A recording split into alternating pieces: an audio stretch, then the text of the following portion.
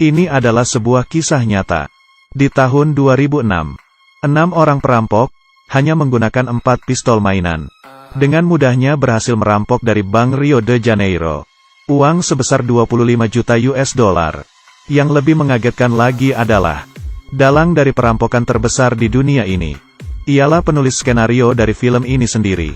Cara yang mereka gunakan untuk merampok bank, serta trik mereka untuk melarikan diri membuat orang terkagum-kagum. Karena perampok-perampok lain pasti memikirkan cara untuk melarikan diri. Sedangkan mereka, malah memikirkan bagaimana caranya untuk tertangkap. Cerita dimulai di malam berhujan. Mobil yang melaju kencang mencipratkan air ke tubuh Chayo. Dia membuang rokoknya dengan kesal. Tanpa diduga, puntung rokoknya terbawa oleh air hujan. Maju terus ke depan, masuk ke dalam penutup lubang gat.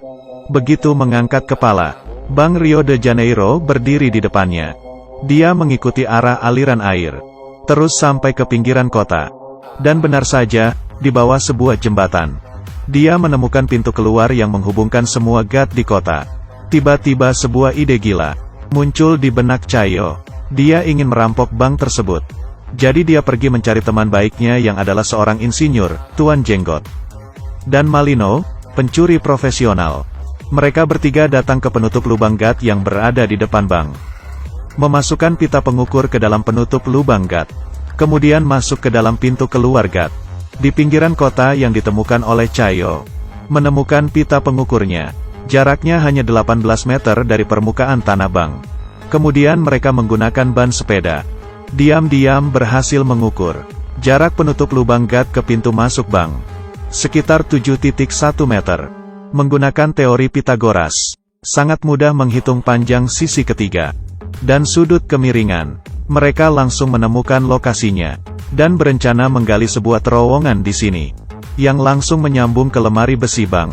Selanjutnya, Chayo datang ke bank dan memotret gila-gilaan. Tetapi malah menarik perhatian satpam. Dia dibawa ke ruang satpam di lantai bawah, dan lemari besi bank juga berada di lantai bawah. Satpam mengecek kamera, tetapi tidak menemukan foto apapun. Ternyata dia sengaja ketahuan oleh satpam. Tujuannya adalah untuk melihat posisi lemari besi. Setelah mempunyai gambar denah bank, bagaimana cara membuka brankas, menjadi kunci dari rencana mereka. Setidaknya diperlukan 1 menit dengan pistol las untuk membuka 1 brankas. Jika mau membuka semua 400 brankas, butuh 7 jam. Sangat tidak mungkin. Malino langsung pergi ke cabang lain, menyewa sebuah brankas, kemudian mencatat model gemboknya N untuk diteliti. Terowongan sudah hampir selesai digali, tetapi mereka masih belum menemukan cara menghindari alarm keamanan. Aksi mereka menemui jalan buntu untuk sementara. Di hari ini, Chayo pergi menemui Malino lagi, karena dia menemukan sebuah ide cemerlang. Langsung merampok bank. Polisi 2 menit kemudian tiba di tempat kejadian. Menggali terowongan sembunyi-sembunyi. Alarm setiap menit bisa berbunyi. Tetapi jika sembari merampok bank, sembari menggali terowongan, polisi tidak akan berkutik. Karena sampai sekarang ini, polisi masih belum mengembangkan sistem anti perampokan yang bisa mencegah mereka secara bersamaan. Setelah persiapan yang matang, mereka menjalankan rencana perampokan dengan membagi tugas masing-masing. Tahap pertama, Malino dan Chayo, serta 2 orang lainnya, masuk ke bank secara normal. Langsung mengeluarkan pistol, berpura-pura merampok. Di saat yang sama mengunci semua pintu keluar bank. Setelah satpam lapor polisi, baru membiarkannya keluar. Menyuruh dia memberitahu polisi. Di dalam bank ada 20 orang sandera. Untuk mengontrol situasi sepenuhnya. Tahap kedua, memberitahu kawan yang menunggu di saluran gat untuk masuk ke terowongan. Tahap ketiga, merusakkan semua kamera. Mencegah bocornya identitas. Di saat yang sama, salah satu kawanan memecahkan tembok, yang sudah direncanakan dengan palu. Kedua grup berhasil bergabung. Selanjutnya adalah tahap terpenting di dalam rencana mereka. Membuka brankas. Tuan Jenggot memamerkan alat pembuka kunci ajaib buatannya sendiri. Sebuah meriam. Sebenarnya adalah sebuah mesin hidrolik portabel. Membuka 1 kunci hanya butuh 7 detik. Kemudian, mereka seperti membuka kotak mainan. Merusak brankas gila-gilaan. Di saat yang sama, polisi sudah mengepung bank. Malino juga menerima telepon negosiasi dari kepala polisi. Dan hal ini pun sudah diperhitungkan mereka. Cayo membeli buku manual negosiasi polisi perampok. Menyuruh Malino menghafalkannya, agar kelihatan lebih realistis. Malino sampai ikut kelas akting. Kepala polisi dan Malino seperti buku pelajaran, satu bertanya satu menjawab. Membuat kepala polisi sangat percaya diri. Karena kepala polisi juga tidak menyangka, tujuan sesungguhnya mereka merampok bank. Hanya untuk menunda waktu. Di saat yang sama, telepon genggam seorang nenek sandraan berbunyi. Dia bilang, hari ini adalah hari ulang tahunnya. Malino langsung menghibur suasana hatinya, serta mencari sebuah kue kecil untuk merayakan ulang tahunnya. Kemudian mengirimnya keluar dari bank dengan aman. Karena jika tertangkap polisi, Sandra tidak terluka dan meninggal. Adalah bukti penting untuk peringanan hukuman. Tindakan tak terduga dari Malino membingungkan kepala polisi. Kemudian dia melanjutkan berbicara dengan kepala polisi. Di saat yang sama, alat pembuka kunci ajaib menjadi terlalu panas karena digunakan terus. Jadi berhenti bekerja. Dan ini berarti Malino harus mengulur lebih banyak waktu. Untuk mendinginkan alatnya kembali, dia akhirnya memberitahu kepala polisi. Dia hanya ingin berunding dengan pengacara. Di saat yang sama, memberinya nomor telepon salah satu sandera. Tidak lama kemudian, telepon sandera berbunyi. Malino memasukkan lollipop ke mulutnya, berpura-pura menjadi pengacara. Satu orang memainkan dua peran. Mempermainkan kepala polisi habis-habisan. Dan alat pembuka kunci ajaib mulai bekerja kembali. Tidak lama kemudian, jam tangan semua orang bunyi di saat yang bersamaan. Sudah waktunya mereka mundur. Tanpa keraguan sedikit pun, Cayo langsung mengirimkan perintah terakhir.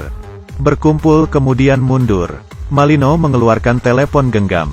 Menelepon kepala polisi untuk terakhir kalinya. Meminta dikirimkan 5 pizza ke dalam. Kemudian mereka memasukkan sekantong-kantong uang dan emas ke dalam terowongan. Emas dan perak yang tak terhitung jumlahnya meluncur ke saluran gas melalui terowongan. Dan di sini sudah disiapkan 2 perahu angin. Cayo mengeluarkan sebuah kain merah. Kemudian menyusun rapi senjata mereka. Karena yang mereka gunakan semuanya adalah pistol mainan. Dengan begini, biarpun tertangkap mereka tidak akan dihukum berat. Demi memberikan waktu lebih banyak untuk kabur, Malino mengepel lantai dengan hati-hati. Baru masuk ke terowongan, Cayo menggunakan tali untuk menarik laci menutupi lubang. Kemudian menyimpan kembali talinya.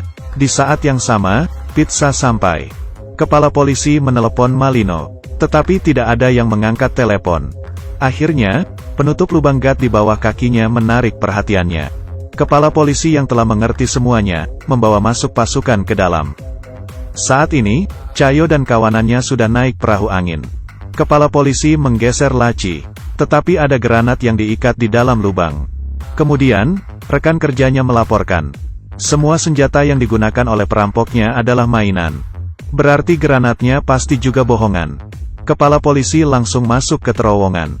Dan menyuruh orang menjaga pintu keluar saluran gas yang ditemukan oleh Cayo sebelumnya. Tetapi Cayo dan kawanannya mengambil jalan berlawanan. Mereka memilih dengan asal salah satu saluran gas di kota.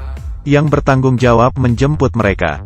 Memarkirkan mobil di atas penutup lubang gas. Kemudian membuka lantai mobil. Mereka keluar satu persatu. Di saat yang sama, sirene polisi berbunyi. Hati ke-6 orang itu sangat ketakutan. Dengan makin mendekatnya suara sirene, sebuah mobil polisi lewat. Di sisi lain, kepala polisi akhirnya tiba ke pintu keluar melalui terowongan. Tetapi tidak menemukan apa-apa. Kemudian, 6 orang perampok melihat uang yang tidak akan habis sampai beberapa keturunan. Tidak bisa menahan diri bertepuk tangan. Setelah membagi hasil rampokan, mereka berpisah. Jika ceritanya berakhir sampai sini saja, maka ini tidak bisa dihitung sebagai kasus perampokan besar di dunia. Tidak lama kemudian, setelah menjadi kaya mendadak, salah seorang perampok membuang istrinya. Dalam kemarahan istrinya melaporkan suaminya ke polisi. Tidak lama kemudian, ke-6 perampok tertangkap.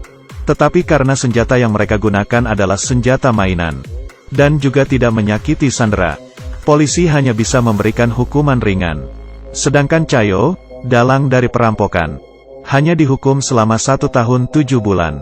Setelah keluar dari penjara, mereka kembali melewati hari sebagai orang kaya. Sedangkan jumlah spesifik yang dicuri dari Bank Rio de Janeiro Sampai sekarang masih menjadi misteri.